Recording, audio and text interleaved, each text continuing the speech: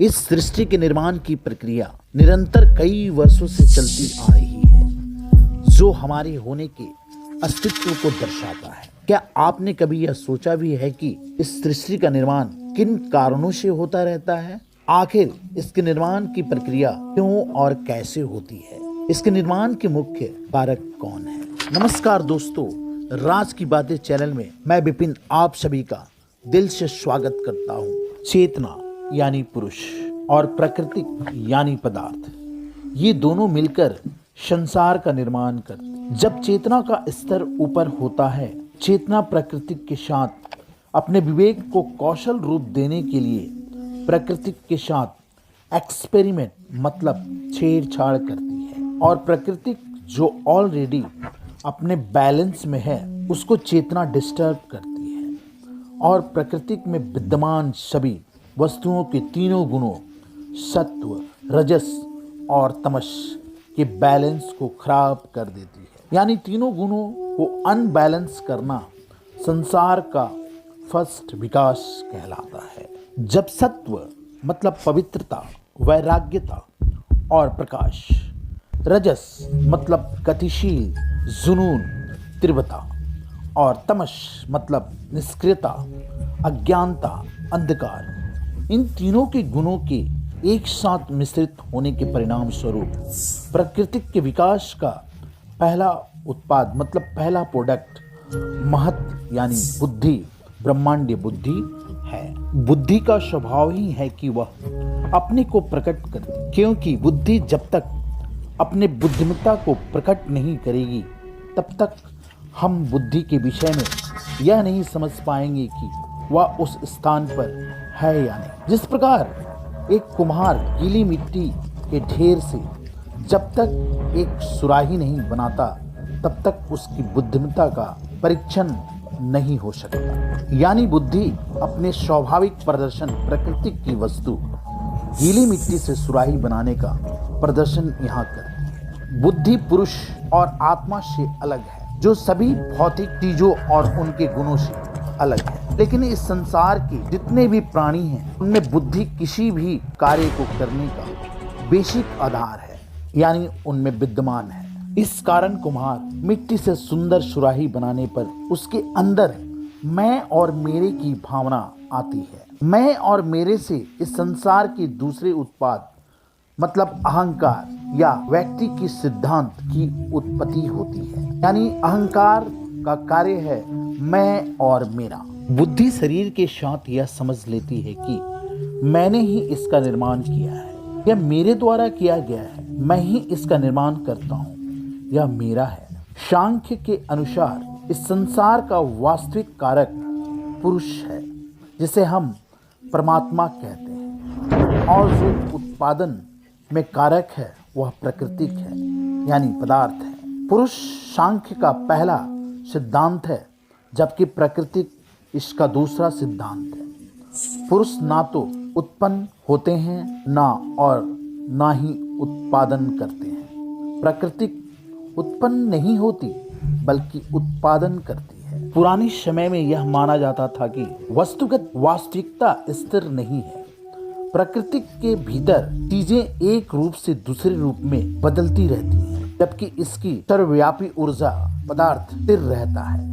सांख्य के अनुसार प्रकृति एक अंधी शक्ति है जो एक मशीन की तरह स्वयं संचालित होती रहती। सभी कारक और प्रभाव प्रकृति में ही छुपे हैं, इसलिए ये कुछ नया नहीं बनाती बल्कि जो पहले से ही इसमें मौजूद है उसके निश्चित कार्यक्रम के रूप में सामने लाती है। प्राकृतिक कारक और प्रभाव दोनों हैं, बनाई नहीं जाती बल्कि बनाती है।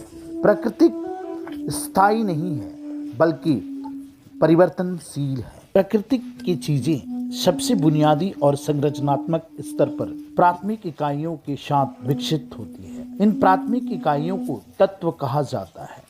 प्राकृतिक तब क्रियाशील होती है जब वह पुरुष या व्यक्तिगत आत्मा से मिलती है। प्राकृतिक में परिवर्तन पुरुष के संपर्क में आने से शुरू हो जाता है। उनके मिलन से प्राकृतिक सक्रिय हो जाती है और विकसित होने लगती है। अहंकार के कारण चेतना स्वयं को गलत तरीके से किसी भी कार्य को करना मानती है। रखने वाला, उसके लिए प्रयास करने वाला प्रबलता से तीनों गुणों में लिप्त हो जाते हैं। पहला, जब इसमें सत्व तत्व की प्रधानता होती है तो उसकी वैकारिक या सात्विक कहते हैं। सत्व तत्व के अहंकार शरीर के 11 अंगों को जन्म देती है, यानी 5 ज्ञानेंद्रियां, 5 कामनेंद्रियां और 1 मन। सत्व अहंकार से शरीर के 11 अंगों का विकास जो होता है वह इस प्रकार है। 5 ज्ञानेंद्रियां जैसे आंख, नाक, कान, जीभ, चमड़ा। 5 कामनेंद्रियां जैसे पैर, हाथ, मुंह, गुद्दा, लिंग और 1 मन को जन्म देता है। ठीक उसी प्रकार यदि चेतना में रजस तत्व की प्रधानता रहती है तो उसे तेजस या रजस कहते हैं। और तीसरा, जब चेतना में तमस तत्व की प्रधानता होती है तो उसे भूत आदि या तमस कहते हैं। तमस अहंकार से 5 तन्मात्राएं का जन्म होता है।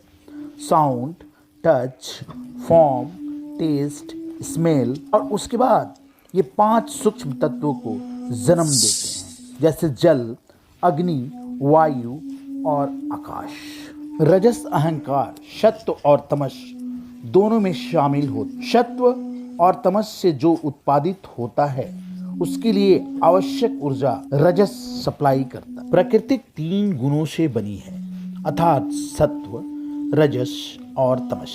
गुण शब्द का सीधा अर्थ है गुणवत्ता या प्रकृति। सत्व वह गुण है जिसके मुख्य तत्व शुद्धता, सुंदरता और सूक्ष्मता है। यह हल्कापन, चमक और आनंद से संबंधित भाग है। सत्व अहंकार मन और बुद्धि से जुड़ा है। चेतना के साथ इसका संबंध सबसे मजबूत है। हालांकि सत्व चेतना के लिए महत्वपूर्ण शर्त है, लेकिन चेतना पुरुष का मुख्य आधार है। रजस गुण वह गुण है जिसके मुख्य तत्व क्रिया, बेचैनी और जुनून है। यह वस्तुओं की क्रियाओं से संबंधित एक भाग है। रजस क्रियाकलाप और गति से जुड़ा है। भौतिक वस्तुओं और वस्तुओं में गति और क्रिया रजस के कारण होती है, जबकि प्राणियों में क्रियाशीलता, बेचैनी और दर्द रजस का परिणाम है। तमस वह गुण है जिसके मुख्य तत्व अज्ञानता, सुस्ती और जड़ता है। यह आलस्य और निष्क्रियता से संबंधित एक भाग है। यह सभी भौतिक चीजों और वस्तुओं में गति और गतिविधि का विरोध करता है। जीवित प्राणियों में यह असभ्यता, लापरवाही और निष्क्रियता से जुड़ा हुआ है। यह मनुष्य में अज्ञानता, असंवेदनशीलता और निष्क्रियता के रूप में मौजूद है। सांख्य के अनुसार संसार का वास्तविक कारण पुरुष और उत्पादन कारण प्रकृति है। यहाँ पुरुष का अर्थ है परमात्मा और प्रकृति का अर्थ है पदार्थ। यानी विकसित ब्रह्मांड का इतिहास मात्र 24 सिद्धांत का खेल है, जिसमें प्रकृति पहला 5 स्थूल तत्व, अंतिम अंग और 5 तन्मात्राएं मध्यवर्ती हैं। प्रकृति से 24 तत्व निकलते हैं या विकसित होते हैं, जिनसे प्रत्येक में एक या अधिक गुणों की प्रधानता होती है। प्रकृति के 24 तत्व के विकास का क्रम इस प्रकार है।